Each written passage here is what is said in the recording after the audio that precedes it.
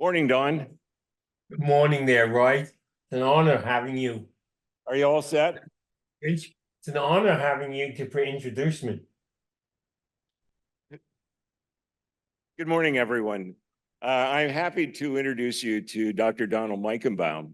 Don was my PhD supervisor, so it's a special treat to introduce him. And I wish I could tell you some funny stories, but I don't want to take the time. He really has a sense of humor and an ability to engage, and I really look forward to his presentation. I think you're going to enjoy it. Don is a clinical psychologist who's really a virtuoso at integrating research and practice.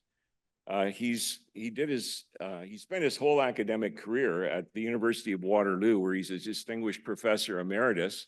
He took early retirement, and for the last 28 years or so, he's been research director of the Melissa Institute for Violence Prevention and Victims of Violence, which is centered in Florida.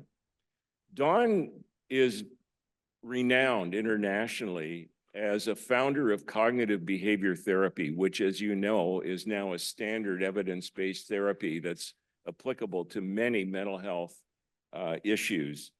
He was one of just a handful of people who founded that entire field. He was voted one of the most 10 influential psychologists of the 20th century. That's a testament to the impact that he's had. He's won many awards, including honorary president of the Canadian Psychological Association. And I was really, really fortunate to have him as my supervisor. And one of the things that always impressed me is that despite his heavy load, he was always available for students. He was the kind of person you'd hand in something one afternoon and the next morning he had gone through it thoroughly, no matter what was on his desk. Don is committed to helping people worldwide. So his role at the Melissa Institute is as a volunteer. I underline that. And he creates very valuable resources that are available free of charge through the Melissa Institute website. You might want to take note of that. It's a really good source of materials for self-help as well as for clinical practice.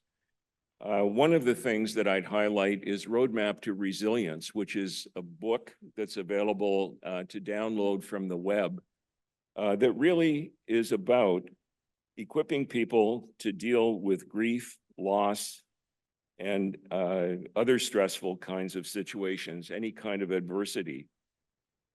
This has been downloaded by 45,000 people plus in at least 138 countries.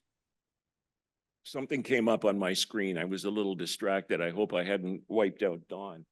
Sorry about that, Don. No, I'm here. So Don is driven by research blended with insights from practice and from lived experience. So he's a real world practical kind of guy. And he draws on his own lived experience as well as his clinical experience. And I'd like to mention that Don has shown much resilience in dealing with the sudden loss of his wife, Mary Ann, who was hit while she had walking through a crosswalk. She had the right of way and was killed very suddenly. And I mention this in part because local people, many of you will have known Mary Ann. She was well known in the community in part for her founding role of KW Musical Productions. She was just a really vital person.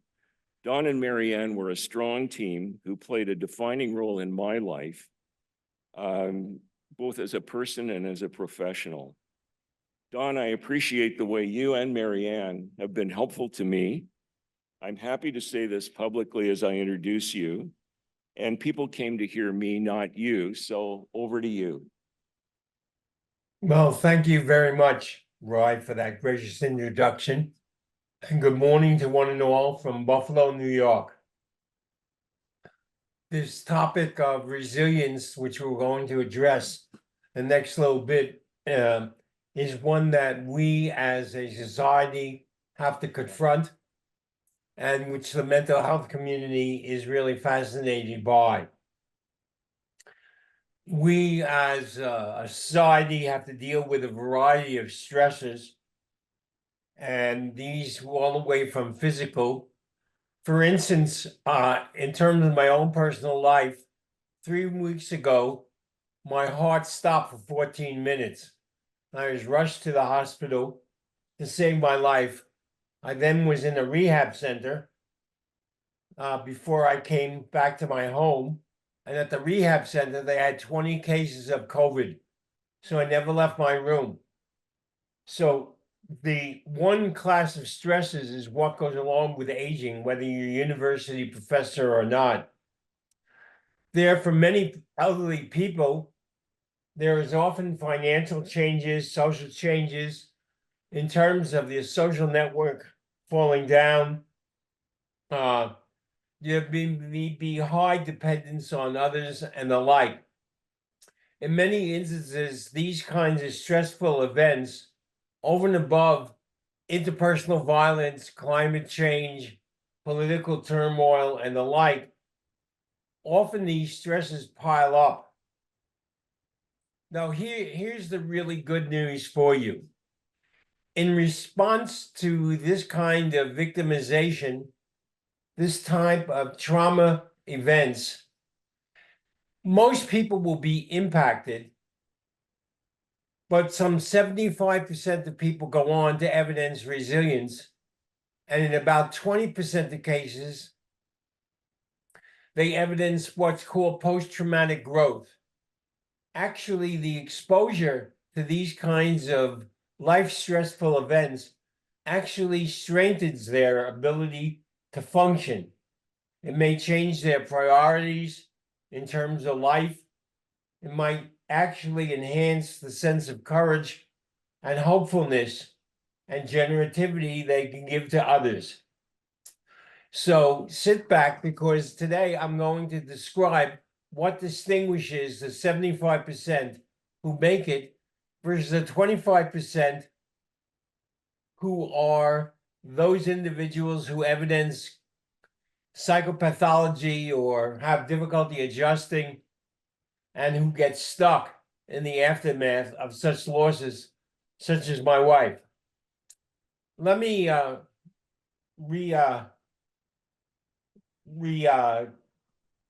count the what Roy has said, and that is, I have written a book called Roadmap to Resilience, which has now been downloaded by 45,000 people in 138 countries around the world. And in memory of my wife, I put this online for free. So you can download it. And if you go to the appendix A or B, any kind of problem you're likely to encounter, this may be physical, it may be emotional in terms of depression or grief. It may be social in terms of interpersonal relationships and like, it may be spiritual in nature. There is a to-do section, and you could just click on that and it will give you some of the research that supports how to fall into that 75% group. You may be interested in how I, as a clinician, and how mental health workers in general actually assess the level of resilience in you, the audience. Clearly, one of the major aspects that is indicated by the research is that there are physiological changes that occur with aging. This is whether you're a professor or not. I'm not going to take the time now, we'll refer to it later on, but there are physiological changes that occur with aging, especially in the absence of exercise, in terms of the telomeres, the mitochondria, and other neurological changes that accompany this. What we know that's really interesting is that a person's attitude towards aging correlates with how long they live and the level of morbidity that they evidence. So people's attitudes towards aging is an important predictor Over and above this, I, as a clinician, try to assess your social network. I could tell you with the death of my wife, I often eat alone on food that I could put in a microwave from 1 to 4 minutes. This has got to be the most dull thing that could ever happen to you in life. Not only that, one of the things that's really interesting is that my wife was very sociable, both as an actress, tennis player, and as a great friend. And when she died, the actual social network of people I had social contacts with, dinner parties and the like, social events, actually got significantly reduced. It's quite fascinating that in the aftermath of one's loved one, spouse, widowers have an increased likelihood of dying the next year. I must confess, I don't know if it's due to a broken heart that I experienced this, or now that I go shopping, I'm able to buy all the kinds of food my wife would never let me buy when she was alive. There are other aspects that are important that I, as a clinician, I will highlight, and one has to do with the degree to which one engages in exercise, the degree to which one is a couch potato. As I will highlight, exercise, especially among the elderly, is a significant event. There is sleep behavior that may change, nutrition, as I noted, may change, and moreover, emotional responses may change. That is, the value of positive emotions, bucket list activities, and the like that I'm going to comment on are critical. I should apologize for the handout that's available to you. That is, in fact, a handout that I use with the Melissa Institute. Melissa was actually a young lady in Miami, Florida, and she was going to undergraduate school at Washington University in St. Louis. And on Cinco de Mayo Day, 28 years ago, she was carjacked and brutally murdered. Now, when such a tragedy like that befalls an individual, their family, friends, and the like, one of the ways that people cope is to transform your pain, your emotional pain with her death, into something meaningful. So her parents, Dr. Linda Knappman, decided to create this institute in her name in order to reduce violence. And I fortunately became the research director of this institute. And once again, apropos of Roy's comments, I encourage you not only to download the book, Roadmap to Resilience, which is on the front page of your handout.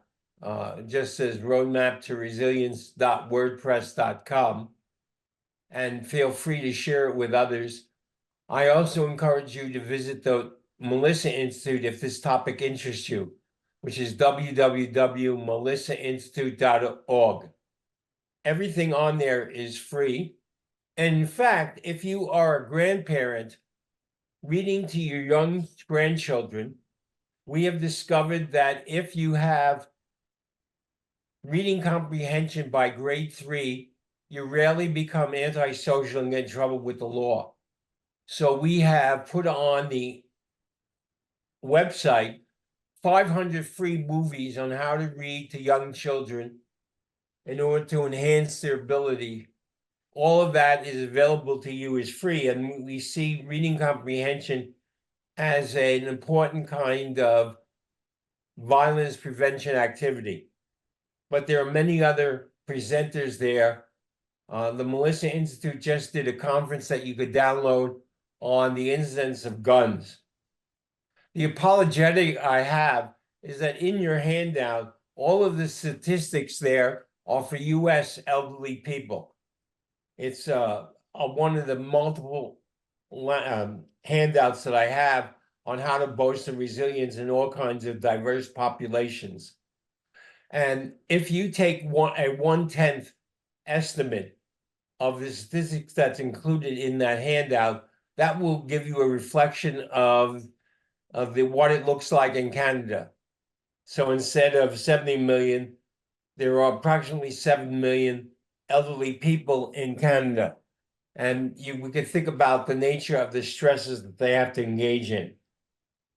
Okay, so let me walk you through the 6 domains that are covered in the book that apply specifically for the transition in life. These are going to be physical, interpersonal, emotional, cognitive, behavioral, and spiritual. This is what characterizes the 75% of people who make it.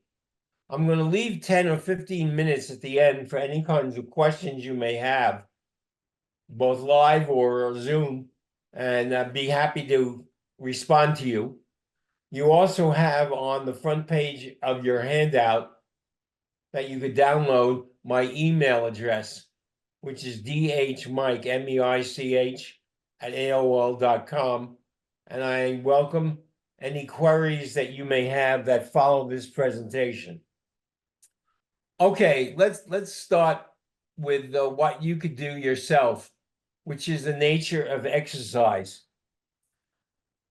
Under the heading of physical, I have summarized a variety of epidemiological studies from around the world as to the higher the likelihood of longevity and graceful aging for people who engage in exercise. In fact, my daughter-in-law, who is out in Simon Fraser, studies the elderly in some detail. She actually studies falls in the elderly, which I promise you is probably one of the most critical features you should avoid engaging in. If you have any doubt of what value there is to exercise, I invite you to go to the website by Dr. Evans, okay? And he has demonstrated for you the variety of physical ailments and of all the variety of treatments that are out there in terms of what medicine could offer. It turns out the most important one is exercise.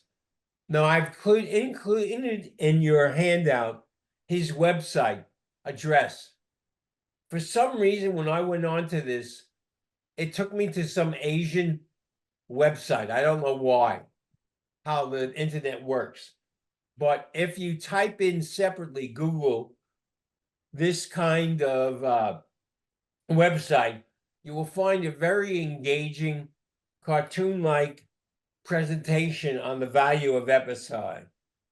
There are not only physiological changes, but there are also social changes that occur from this. If you want to ascertain your own level of exercise, I encourage you, given the chairs that you're sitting in, to cross your hands, if you're male or female, in the front, and without holding on to the levels of the chair, try and rise straight up between 8 and 10 times per minute for males. And therefore, if you could do that within the minute, then you're in more of a physical benefits that accrue from it. Okay, it's all right. Have a seat now. I need your full attention for the other 5 categories. Anyway, the key element is the degree to which people are attending to this. It turns out that if you are watching television 6 or more hours per day, okay, Netflix or some other form, as compared to your life space, your mortality is about approximately 7 years less than if you have more activity than that 6-7 hours per day of watching TV. Once again, let me encourage you to go back to Evans's website. The second kind of domain that has been studied, especially for the elderly, has to do with the issue of loneliness. Loneliness is distinguished from isolation. That is one of the things the Surgeon General of the United States, at least, has noted, is that there's an epidemic of loneliness. In fact, the suicide rate among the elderly has increased as substantially. And moreover, the degree to which we have some kind of social contacts. As I was mentioning, my social network has significantly reduced. And the reason I'm in Buffalo is because I have my children and grandchildren nearby. And without them, I would not be able to negotiate my life. All the way from there being social contacts to very practical, making my house very user-friendly for someone who's had a heart attack. Interestingly, part of the social is that I am lecturing every Saturday to psychotherapists in China. And I recently had my birthday, and I had all of these people I was Zooming in China sing happy birthday to me in Chinese, which I thought was rather interesting. That's a whole other kind of cultural transition, but I feel a connection with that entire group and continue to engage in that kind of activity. I also do couples therapy and still am pretty active with regard to the Melissa Institute. So my network of social contacts, even though are not alive, are on the internet. So I do a lot of Zoom presentations and consultations and ongoing research. In fact, I'm in the midst of just completing a book on how women can choose mates who are not likely to be violent towards them. That critical decision.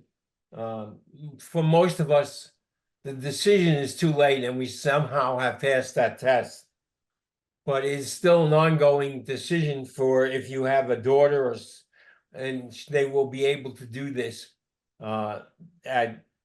So this kind of social contact is what distinguishes the 25% versus the 75%. Exercise is often more likely to be compliant with if you're doing it with significant others than if you're doing it alone. The third arena that I want to address has to do with emotions that people experience. That is, we know that positive emotions, kind of hopefulness, forgiveness, acceptance, love, compassion, each of these emotions actually have a positive benefit in life as compared to the negative benefit that accrues from any kinds of anger, in particular, anxiety, depression, and the like. People who are able to cope with these negative emotions have a variety of coping responses. They have ways of self-regulating. They have a form of distress tolerance. They are able to lower their perfectionistic standards. They have a variety of self-soothing techniques in terms of distraction, relaxation, mindfulness, and the like. They do not allow the lower brainstem, the amygdala and hippocampus, which are the emotional centers, to hijack their frontal lobes. That is, the frontal lobe that each of us have are the executive routines whereby we can have direct problem solving, planning, self-monitoring, self-interrogation. We have the ability to not only have these kinds of feelings and thoughts, but we can edit them out. Most interestingly, that these people have a sense of humor. I must tell you of a recent incident. I was presenting in Atlantic City, and I stopped by to have some lunch before my afternoon presentation. And next to me came a table of elderly women. I don't know, they must have been in their 70s, and they were on the bus from Philadelphia to Gamble in Atlantic City. So it begins, I'm eating my sandwich, and these women begin by just sitting around, and they each start off the meal by taking out their pills that they have to take before lunch. Okay. And each woman announces that what it is that they're taking their pills for. It's my heart, it's my blood pressure, it's whatever. And they get to this last woman, they said to her, "So, what are you taking the medication for?" She says, "I can't say." So we all said what we're taking the medication for. What are you taking the medication for? She said, "You'll never believe." Okay, we're ready. Okay. She looks at the other three women and she says, "It's a birth control pill." And this elderly woman. So given my sandwich, I cannot pass this golden opportunity up.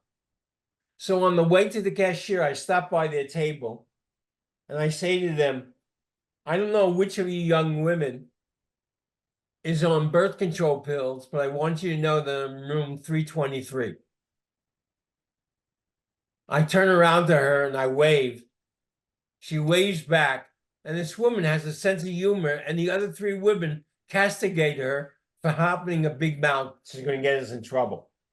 That kind of positive social interaction, I saw that this woman of the four is likely to live longer than all the other three. I mentioned that the social becomes a rather interesting arena. I'll tell you about one other anecdote. I recently had to present on resilience in Miami to the Jewish community. And they invited me not only to present what you're hearing, but also to meet with them live with various people in there who are living in their complex who have a remarkable collection of trauma and victimization who are resilient. So they sit me next to this woman who looks rather sharp but elderly. I would say that she's in her early 70s, and she has been through the Holocaust. Her husband has died from cancer. She's taking care of an Alzheimer's mother. She's living on the coast near Florida, which is going to disappear with climate change. And this woman who has this pileup of remarkable stressors is sitting next to me. And what is it that I have to say that she hasn't lived through? Well, I say to her, "Look, I've done all this research on what distinguishes the 75% versus the 25%. Would you share with me, as well as the audience, what is it that's leading you to be so resilient?" And there's a long, pregnant pause, and she looks at me, and she looks at the audience. She goes, "You gotta meet my beautician. I'm telling you, this woman has magical hands. I walk in depressed, overwhelmed. I walk out, I'm a different person. Dr. Meichenbaum, would you like to meet this woman? She is the one who is keeping me alive, helping me adjust." There's a remarkable example of what a social response will look like.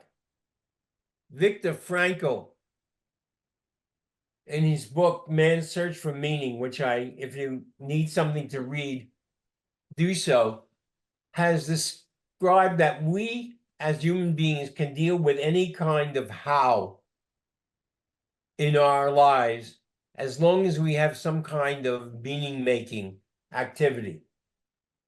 If we are able to find some meaning, some way of transforming our losses or pain into some good that will help others, insofar as we engage in some kind of social behavior that is generative, we are likely to be able to survive almost any trauma or victimization experience. It is not the how that we experience, it's the why that we live, which is the centerpiece of his account of how he survived the Holocaust and concentration camps. When it comes to the domain of cognition, there are two major ways that people cope. One is direct action and the other is palliative. Direct action is when we use our frontal lobe, when in fact we use planning, self-monitoring, self-interrogation, when we use anticipatory responses of knowing what is a high-risk situation. I must tell you that since I've had a stroke, I now use a walker, and I can anticipate every rock, curb, or the like that may result in my falling. And given the blood thinners that I'm on and the possibility of breaking a hip, I use my frontal lobe at all times. The palliative response is the alternative. And the palliative is just a kind of acceptance and coping. You know, given what I've been through, okay, with the heart stopping for 14 minutes, I can think of what could be the alternatives. What are all the activities and how do I accept it? I am someone who was most active in terms of exercise, doing swimming lanes for up to a half hour, playing tennis, doing all kinds of gym activities. Now my cardiologist says the most you could do is walk in the shallow end of the pool back and forth. Now, that's absurd. That's a ridiculous kind of limitation. But anyway, do I accept that? What's the alternative? It becomes an interesting issue. One of the things that's valuable that emerges at this domain is learning some new activity, some bucket list activity that people have had. I've always been to learn how to play the guitar or learn language. I'm reminded of these remarkable characters who had a big impact on my life. Vladimir Horowitz, the famous pianist, was learning new pieces in the age 70. I.F. Stone, whose journalist I read religiously, learn Greek so he could read about the rise of democracy to begin with, and he was 70 years of age. If they could learn the piano, okay, if they could learn Greek in their elderly age, if that's their bucket list activity, I needed to find a bucket list. So in fact, prior to having this activity of the heart attack and the loss of my wife, I had recently put together 2 legacy courses of everything I knew about psychotherapy that led to my various kinds of acclaim and the like. And I have now made those 2 courses available, and all the proceeds for that will be going to the Melissa Institute, not to me personally, in memory of my wife. There is a kind of interesting form of therapy for the elderly called reminiscence therapy. And reminiscence therapy is where people go back over their lives. And people who have discovered and studied the area of death anxiety as we become older have found out that people who have regrets in their lives over the course of their lifespan and have not resolved them in some meaningful fashion have much more death anxiety and higher mortality. So I invite you to think back to your life of all the losses and stresses you've had, of all the people along the way who have made a difference on your lives. And that is what I call timeline 1. Timeline 1 are the nature of the stresses that you've experienced. And one of the things that characterizes timeline 1 are somehow, how did you survive them? Under that, draw a lifespan from birth to where you are now of all that you have accomplished. These are the signs, the rest of the story. This is a sign of resilience, strengths, social contacts that have made a difference, professional mentors and the like. And each tear I experience for my wife is not only a tear of grief, but it's also a tear of appreciation. It's how lucky I was to have her in my life for 59 years. And you can think about all the people in your lives, especially as you age, whose presence made such a significant difference on your life. What am I saying so far? I'm saying if we look at the variety of individuals who have fallen into the 75% group, in fact, research indicates that some of these 75% group are what they call super agers, that when they look at their brain functioning, their memory and cognitive capacity, they have the brains and functioning of a 55-year-old. The question is, how many of you who stood up in a chair are also super agers? Okay? How have you coped with transitions during this period of time? Interestingly, the last domain, over and above physical, interpersonal, emotional, cognitive, and behavioral, has to do with spiritual.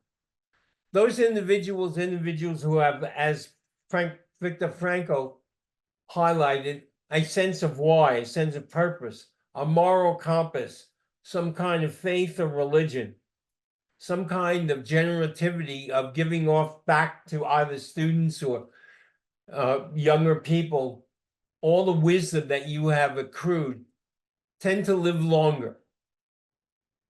The other last point is that there is no notion that you can't teach old dogs new tricks. Well, this is completely incorrect.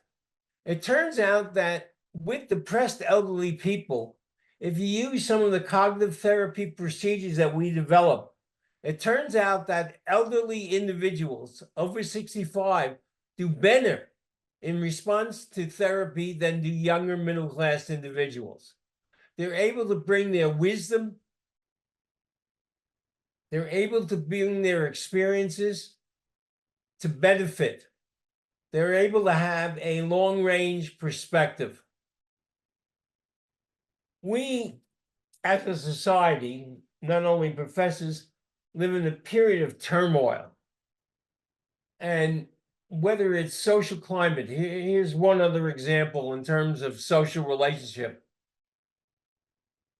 There are two major shifts that are occurring in the world. One is the world is becoming older. So the percentage of the population that will be 65 and older, even to the point of people who pass age 100, is increasing. This has financial burdens on our younger people who have to pay attention there. The other major change is social climate. It's heat.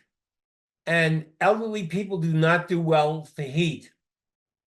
For example, in Tucson, Arizona, where I was recently, they had 84 days in a row of 100 degrees or more. A number of elderly people do not have air conditioning or other kinds of methods. When they did a study in Chicago, they found out that those neighborhoods that had lower social communion, low social contacts of looking after one's neighbor and the like, they found out that those individuals had a higher incidence of death. So the nature of the social community was critical in determining the longevity and morbidity of their clientele. I wish you all well. I really do. I hope that you are falling in the 75% group. And I hope that some of these comments and the observations I have in the Roadmap to Resilience book will help you get there, and that you will have long and productive lives. I'm about to celebrate my 84th birthday, and fortunately, while various body parts are going, so for example, I lost vision in one eye, I can't drive, I've recently had a heart attack, I lost my wife. Fortunately, my cognitive capacities are still intact. I hope it's reflected in this presentation. Thank you all for your attendance and interest, and moreover, let me commend you for your attendance. Thank you, Ron, for the invitation. I'm more than happy in this remaining time to address any particular questions, comments, reactions that people have. Thank you. Thank you. Thank you, Dr. Meichenbaum. We have two roving mics on the floor. If you have a question, you have to speak into one of the microphones so that Dr. Meichenbaum can hear you. This is like free therapy. You should bring up any personal problems. Yeah.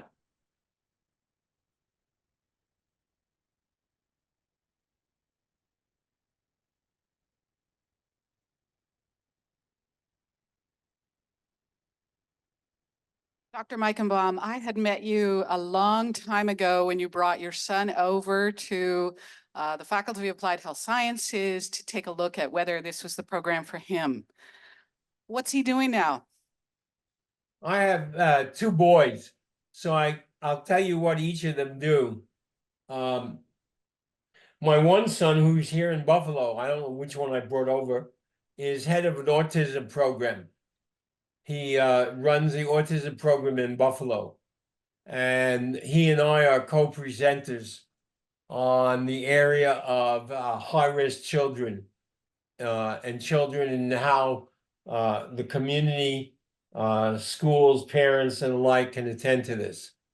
My other son is in Vancouver, and he's an interesting individual. When he was young, I bought him a Radio Shack computer, and he would stay in the basement and spend all his time in computers down there. And I would yell at him to get out of the basement. It's going to stunt his growth. And he would think of the value of baseball cards and trade them and so forth. So given all that I would criticize him for, what does he do in Vancouver? He runs a consulting firm, and when I visit him, the room is filled with computers. And he's making a living. And he's the only child I have not had to give money to. So who knows what predicts, right? So that's what they do. And they each have really fulfilling lives as fathers, and they're somewhat embarrassing because they do all these things with their children that I never did with them because I was trying to get tenure and writing all these articles, and they took them camping, they took them fishing, they did all these things that I, as a professor, did not deny them of. But it turned out okay. They're looking for after me now. That's most likely more than you want to know. I think the one that you brought over didn't want to take physics. That's all I can remember. Okay, that's possible. Thank you. Thank you. Who are you? Betty Bax. Oh, okay. Thank you, Betty. Yeah. Okay, other questions, Just please. one more clue there. You knew Mike Houston well, and Mike and I used to bet Yeah, on yes. NCAA Oh. basketball, March Madness stuff. Yeah. Okay, thank you. Well,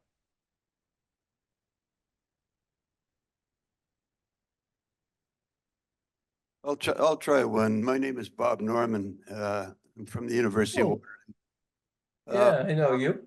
5 or 30 years, I've been singing barbershop and an octet, quartet, and a chorus, 30-person chorus.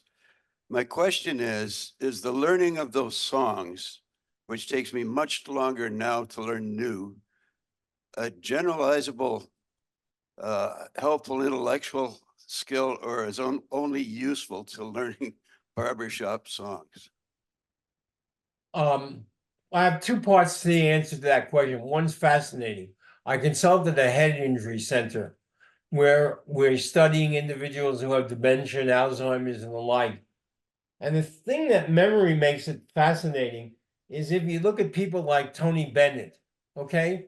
Tony Bennett did a concert with Lady Gaga, and he was able to remember every lyric to every song that he sang, okay? But he only had long-term memory. He had no immediate memory that he had just done a concert with Lady Gaga. There are numerous interesting aspects to the way the brain functions in terms of memory. So I suspect that you will remember I'm curious to your response to this.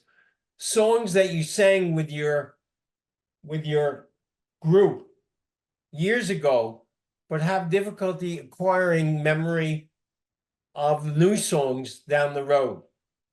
That's exactly, So we as a field do not understand how the brain works, that you're able to keep track of the old memories, okay, with such precision, but have difficulty acquiring new memories. Clearly learning those new songs, okay, are likely to be beneficial, okay? What you should not do is listen to your old recordings versus your new ones, because I suspect you have positive memories of how good you were back then that may not apply now. I was never very good, Dr. Meichenbaum. Well, that's why you sang in a group. That's right. That's exactly right. How do you know this? Do you sing barbershop? No, but my wife was part of the KW musical and they had barbershop groups all the time. Yeah, we used to sing with them. Yeah.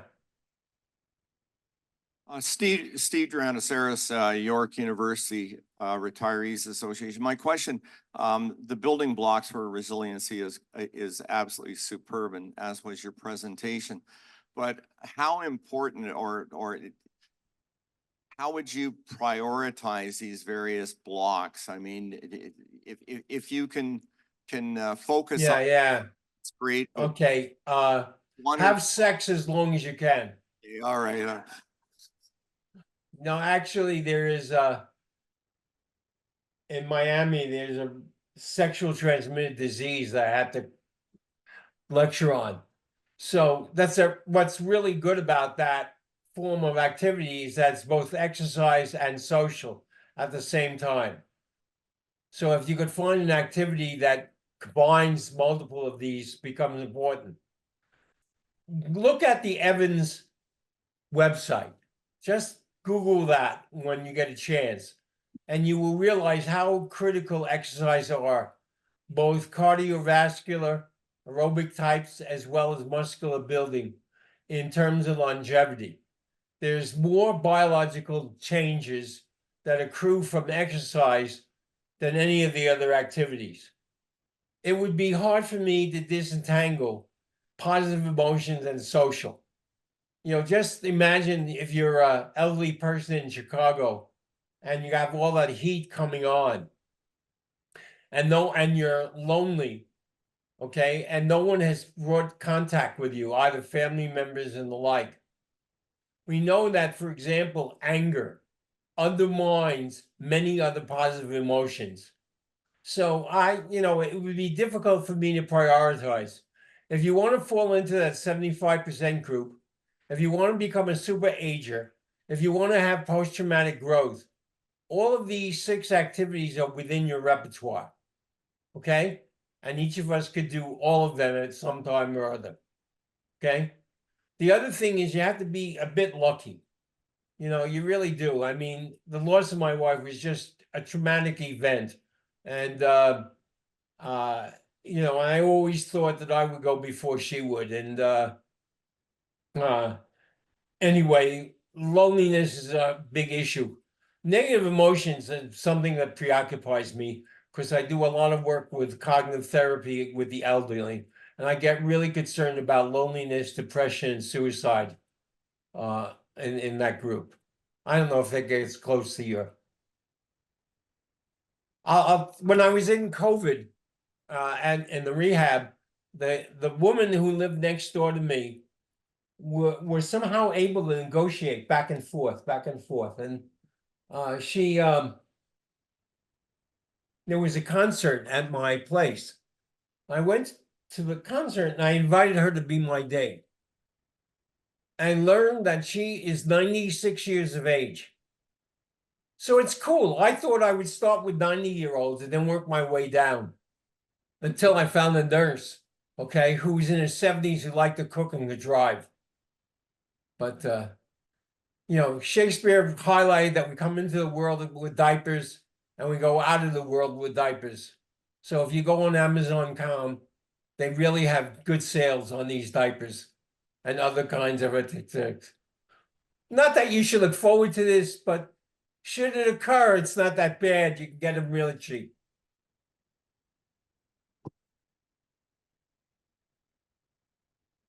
Hello, Dr. Meichenbaum. It's Trisha here. Yes, please. As we age, we would prefer to stay in our own home. Yes. Is there a better chance or better outcomes to be a super ager if one moves into a retirement community? Well, I guess it has to do with what your routines are and your activities of daily living. You know, the key question is whether you can meet your basic needs in your own home, you know, which is hygiene, meals, exercise. So it isn't the location, it's what's the nature of the activities that you're able to perform. If you clearly, you know, I'm in a big home now. Okay, I don't need this big home. Okay, but it has so many mementos. It has so many elements of it. The notion of getting rid of the finances, the paper, the books. You know, if anyone knows what you do with academic books, how do you send all the books I've collected to universities in Europe who would love to have these, to the libraries? If anyone has that kind of information, please send it to me. So, you know, I think that for a variety of emotional things, that you should stay in your home if at all you're capable of doing it. The other kind of thing, okay, I'll give you the one word, okay? I recently presented on this. I'll give you the one word that will change your life that you should take home from this presentation, okay? There's only one word that is absolutely critical to your survival. Ready? That will reduce your level of distress. You ready for the word? Passwords. Passwords. Okay? The next time you are in intimate repose with your significant other, turn to them and say, I love you. But do you know what our passwords are and how to retrieve them? When my wife died, I didn't have her passwords. You were screwed if you don't have passwords, okay? So when you go home, as a result of this presentation, just make sure all your passwords are available to your next of kin, to your significant others. I don't care what else is going on in your life. You know, you could follow passwords with sex. I don't care, as long as it comes together. Great. That's my message. That's the key to survival and resilience.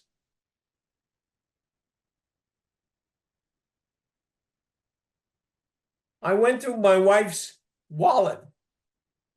She had more cards for nail places than I ever knew she went to. You discover all these things on your spouse once she dies. Really, I mean, I never knew that that's how she spent all her time and all my money.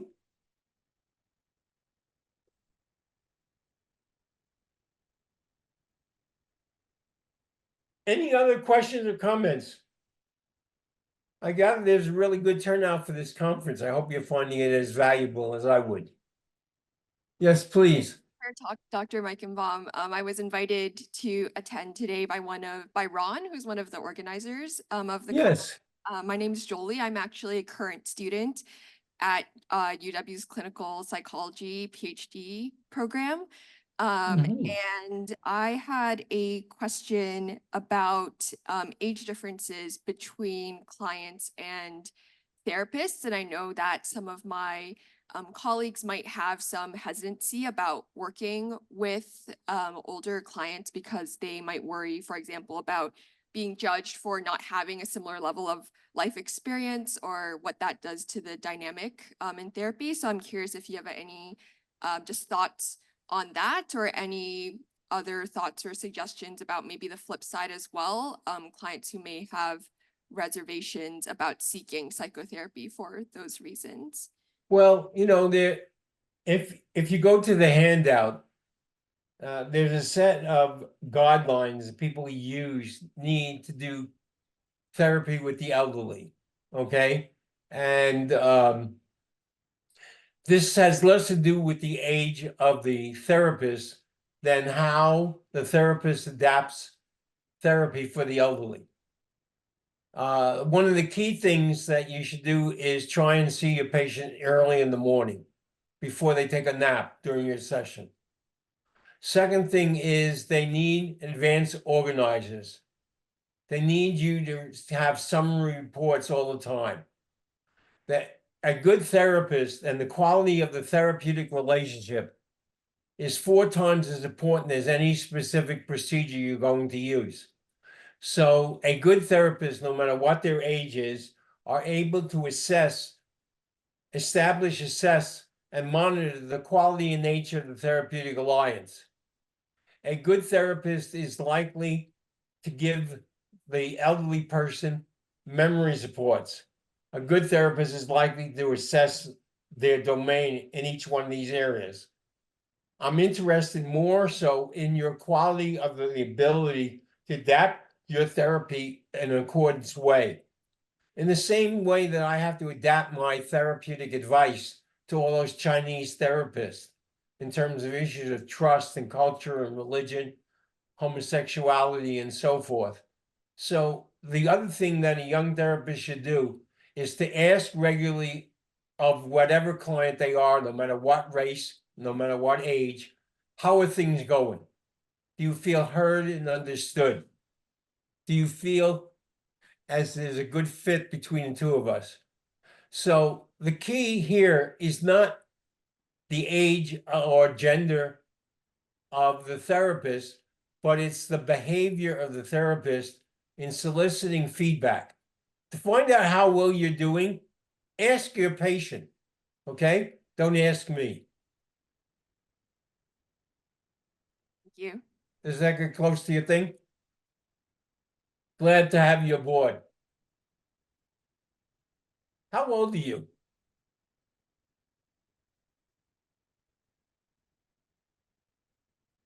You could tell us.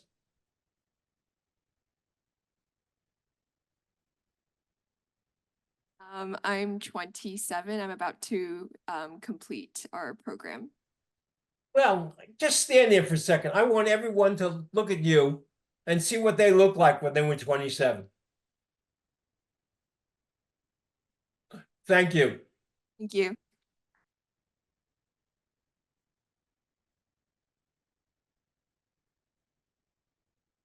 I think we have 1 or 2 more minutes before you move on to your next event.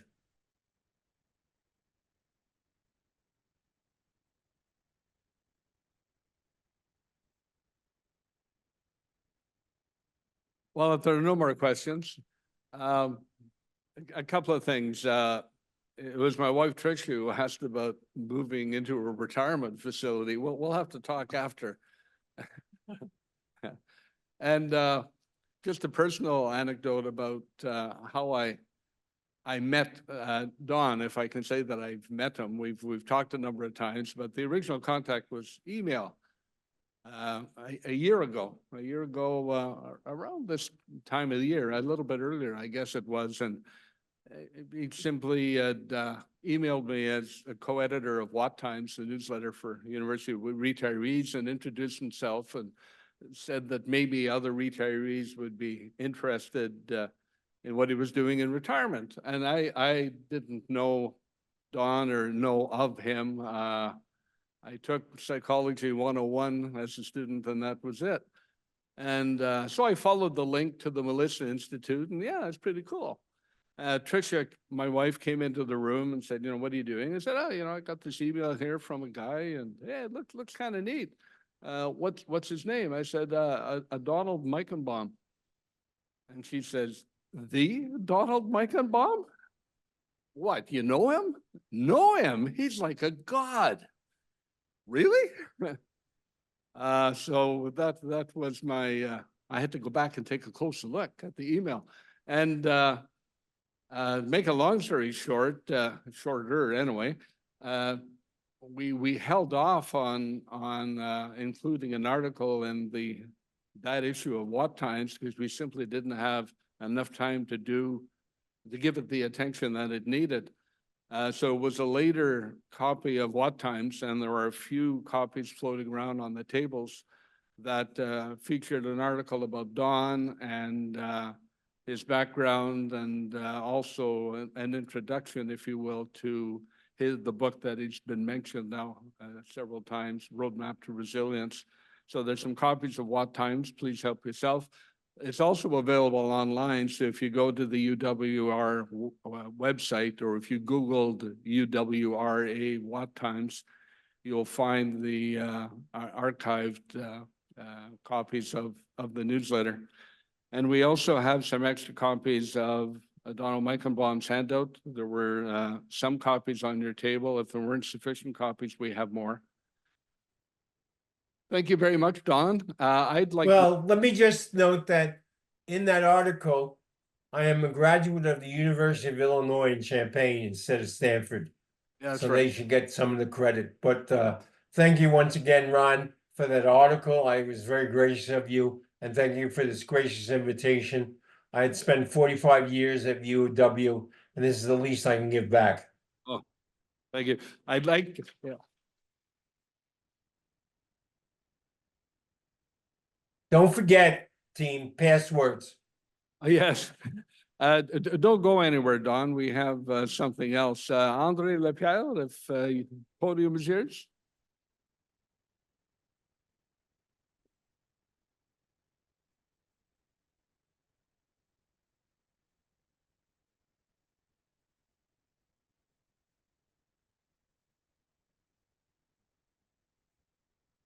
So, wow, what can I say? Dr. Meichenbaum, I would like on behalf of all of us here to thank you for this very personal testimony, not only on resilience, but on your own personal resilience in face of adversity. You actually gave us many points that we're going to take back home with us on how to shift adversity into creativity. And I'm pretty sure that we will be spending less time watching TV and engaging in meaning-making activities. We definitely want to be part of the super agers community that you've invited us to join. And for that, you've given us one of the best passwords in your talk this morning. The organizers have asked me to extend last night's ceremony for the awards, for the tribute awards, so that we could do this morning the presentation of the tribute award to Dr. Donald Meichenbaum. Oh, So wow. you will bear with me for just 2 seconds. I would like to read you the citation of his certificate and to remind Dr. Meichenbaum that his certificate will be brought to him through the care of Ron Champion here, and that we all join in congratulating you for your award. The University of Waterloo Retirees Association has nominated Dr. Donald Meichenbaum, Distinguished Professor Emeritus, for a tribute award in recognition of his longtime commitment to sharing expertise in managing trauma, stress, and anxiety locally, nationally, and internationally. In his retirement years, he has worked continuously to help people of all ages developing coping strategies to navigate lifestyle challenges. Since retiring from the University of Waterloo in 1996, Dr. Meichenbaum has been instrumental in the operation of the Melissa Institute for Violence Prevention and Treatment. This nonprofit institute is a hub for the dissemination of research-based knowledge on violence prevention and treatment, the treatment of mental health professionals and educators, and the creation of practical evidence-based tools to make communities safer and healthier. The Institute's free resources have offered guidance and inspiration to generations of academics, victim service providers, and policymakers committed to preventing violence and its toxic effects on society. Right. Founding member of the Melissa Institute, Donald Meichenbaum serves today as its research director, and in his words, quote, "My position is completely voluntary and is my passion," unquote. Dr. Meichenbaum has made his popular publication Roadmap to Resilience freely available on the web, offering manageable strategies for building and maintaining resilience. This material has been downloaded by more than 45,000 people in 138 countries, essentially a global impact. Dr. Meichenbaum epitomizes lifetime commitment to humanity and has provided a model for not only a model, a pathway as well to resilience. Dr. Meichenbaum, please join me in applauding our recipients and our keynote speaker this morning. That's a very, very gracious citation. I feel honored to have received such a heartwarming citation. I look forward to receiving that. And moreover, I will send it copies to my 4 children to realize what they owe me in debt. Thank you. Thank you very much, Don. We will say goodbye for now, and I'll be in touch with your Thank you. certificate. And I remember you told me a copy of the handout. We'll be sure to get that to you. Thank you, sir. Bye now. Bye. Thank you once again.